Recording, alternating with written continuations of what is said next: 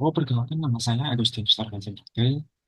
Saya akan menyampaikan jawaban terkait pertanyaan tentang bagaimana auditor dapat melakukan fraud di organisasi serta peran strategis teknologi forensik dalam proses tersebut. Kita masuk pada pertanyaan yang pertama adalah apa saja indikasi awal yang dapat mengarah pada terjadinya fraud di PT Jiwasraya dan bagaimana auditor dapat mendeteksi tanda tersebut melalui audit investigasi. Nah, studi kasus Jiwasraya adalah salah satu contoh fraud terbesar di Indonesia yang melibatkan berbagai bentuk penyimpangan. Beberapa indikasi awal yang teridentifikasi meliputi yang pertama adalah penawaran pengembalian bunga tinggi yang berada di luar standar industri, yaitu antara 13 sampai 14%. Ini menjadi sinyal awal yang mencurigakan karena tidak sesuai dengan kondisi pasar. Kemudian yang kedua adalah penundaan pembayaran klaim polis yang jatuh tempo. Peraturan ini mengindikasi bahwa adanya masalah likuiditas. Kemudian yang ketiga adalah investasi besar pada saham berkinerja buruk. Strategis investasi yang tidak rasional ini diduga bertujuan untuk manipulasi laporan keuangan. Yang keempat adalah manipulasi laporan keuangan untuk menunjukkan laba yang tidak nyata. Adapun auditor dapat memainkan peran penting dalam melalui langkah-langkah dalam mengatasi hal ini. Yang pertama adalah analisis laporan keuangan eh, untuk mendeteksi anomali. Kemudian yang kedua adalah pemeriksaan mendalam terhadap kebijakan investasi. Yang ketiga adalah wawancara dengan pihak terkait untuk mendapatkan informasi tambahan. Dan yang terakhir adalah penggunaan teknologi analitik untuk mengidentifikasi pola transaksi yang mencurigakan. Dengan ini, auditor berhasil mendeteksi dan menemukan berbagai penyimpangan. Yang ketiga adalah bagaimana praktik manipulasi laporan keuangan seperti withhold tracing dalam kasus Jiwasraya dapat mempengaruhi keputusan pemangku kepentingan atau stakeholders. Nah, window dressing adalah upaya manipulasi laporan keuangan untuk membuat perusahaan terlihat lebih sehat daripada kondisi sebenarnya. Dampaknya sangat besar pada berbagai pemangku kepentingan. Yang pertama dari sisi investor, mereka tertarik untuk menanamkan modal berdasarkan informasi laba fiktif yang tidak mencerminkan realistis. Dan yang kedua adalah dari sisi nasabah, juga akan kehilangan kepercayaan karena janji pengembalian investasi yang tidak realistis. Dan yang terakhir adalah dari sisi pemerintah dan OJK, juga akan kesulitan mendeteksi kerugian akibat laporan keuangan yang dimanipulasi. Nah, solusi yang dapat dilakukan oleh auditor adalah ada dua. Yang pertama adalah menggunakan audit berbasis risiko untuk mendeteksi laporan yang tidak wajar. Kemudian yang kedua adalah melakukan evaluasi mendalam terhadap kebijakan akuntansi perusahaan untuk memastikan aturan terhadap standar yang berlaku. Ya, pertanyaan berikutnya adalah skema Ponzi sering menjadi bagian dari kasus fraud besar. Bagaimana peran auditor dalam mengidentifikasi pola seperti ini saat melakukan audit investigasi? Nah, skema Ponzi adalah salah satu modus fraud yang sangat merugikan. Dalam kasus ini, dana nasabah baru digunakan untuk membayar klaim nasabah lama. Ada dua tanda utama skema Ponzi ini. Yang pertama adalah penggunaan premi nasabah baru untuk membayar klaim nasabah lama. Yang kedua adalah pengembalian investasi yang konsisten tinggi tanpa dasar ekonomi yang jelas. Maka auditor untuk mendeteksi skema ini adalah ada tiga.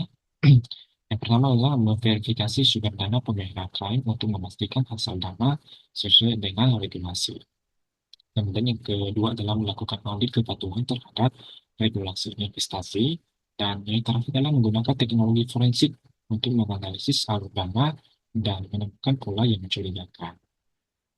Pertanyaan yang kedua berikutnya adalah bagaimana kolusi antara manajemen perusahaan dan pihak eksternal seperti manajemen investasi dapat mempersulit proses audit investigasi. Strategi apa yang dapat diterapkan untuk mengatasinya? Kolusi antara manajemen perusahaan dan pihak eksternal menjadi tantangan serius dalam investigasi. Beberapa hambatan utama yang dihadapi auditor meliputi kurangnya akses ke dokumen internal ke eksternal. Hal ini menghalangi transparansi data. Yang kedua adalah data manipulatif yang dirancang untuk menyembunyikan transaksi mencurigakan. Untuk mengatasi hambatan ini, auditor dapat mengambil langkah-langkah strategis seperti menggunakan surat perintah hukum untuk mengakses data pihak eksternal. Dan yang kedua adalah melakukan analisis jaringan komunikasi untuk mendeteksi pola kolusi. Dan yang terakhir adalah menerapkan pendekatan audit berbasis forensik untuk mengidentifikasi aktivitas yang mencurigakan. Pertanyaan berikutnya adalah eh, modus operandi yang melibatkan investasi di dalam saham Korea sangat merugikan nasabah. Bagaimana teknik audit investigasi dapat digunakan untuk melacak dana salah alokasikan? Nah, melacak investasi saham Korea memerlukan pendekatan utility. Langkah-langkah yang dilakukan itu meliputi yang pertama adalah analisis historis perdagangan saham. Ini untuk mengidentifikasi fluktuasi harga yang tidak wajar.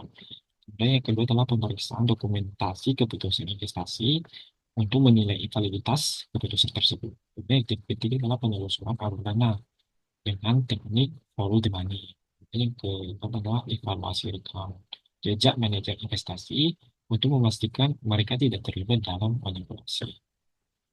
Pertanyaan berikutnya adalah teknologi forensik memainkan peran penting dalam audit monitoring, khususnya dalam kasus Jiwasraya. Beberapa aplikasi utama meliputi yang pertama adalah identifikasi transaksi elektronik mencurigakan melalui analisis big data.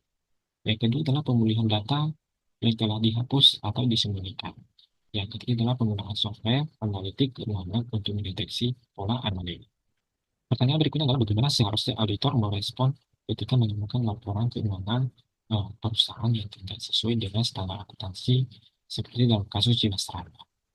Dalam kasus laporan keuangan yang tidak sesuai standar auditor, perlu melakukan langkah-langkah. Yang pertama adalah mengidentifikasi penyimpangan dari standar akuntansi yang berlaku seperti PSAK.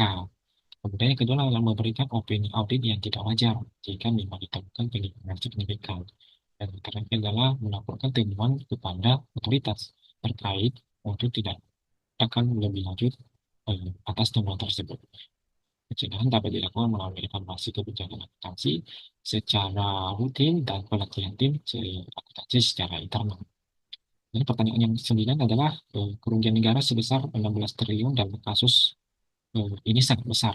Apa langkah-langkah yang dapat dilakukan auditor untuk menghitung dan memastikan besaran kerugian akibat fraud tersebut? Nah, ketika fraud terungkap, menghitung kerugian menjadi langkah penting. Auditor perlu eh, melakukan langkah-langkah yang pertama adalah memverifikasi nilai kerugian melalui dokumentasi keuangan. Dan yang kedua adalah mengidentifikasi aset yang hilang atau terpengaruh. Kemudian yang ketiga adalah menggunakan teknik penilaian independen untuk menghitung kerugian secara akurat.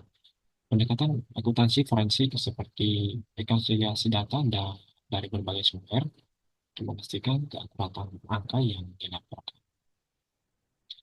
Dan pertanyaan berikutnya adalah dalam kasus Jiwasraya, bagaimana transparansi dan budaya pengelolaan yang baik good government untuk mencegah terjadinya fraud di perusahaan asuransi. Transparansi adalah fondasi dari good government. Beberapa langkah yang dapat diambil perusahaan meliputi yang pertama adalah menghindari manipulasi data dan laporan. Yang kedua adalah membangun kepercayaan dengan stakeholders. Ketiga adalah menerapkan kontrol internal yang efektif untuk melakukan audit internal secara berkala. Kemudian pertanyaan terakhir adalah apa peran otoritas jasa keuangan dalam pengawasan terhadap perusahaan seperti Jiwasraya dan bagaimana auditor investigasi dapat bekerja sama dengan regulator untuk mencegah dan mengungkap fraud. Yang pertama adalah dari pengawasan OJK. Di sini ada dua yang menjadi peran atau pengawasan itu memastikan kepatuhan perusahaan terhadap regulasi. Dan yang kedua adalah menetapkan saksi bagi pelanggaran. Kemudian dari kolaborasi auditor dan regulator ada tiga, itu yang pertama berbagi informasi untuk mendeteksi fraud, itu dalam menyusun rekomendasi perbaikan sistemik, dan yang terakhir adalah peningkatan transparansi melalui regulasi yang lebih ketat. Baik, demikian saja presentasi dari saya. Terima kasih, semoga ini dapat menambah wawasan dan pengetahuan kita semua. Terima kasih.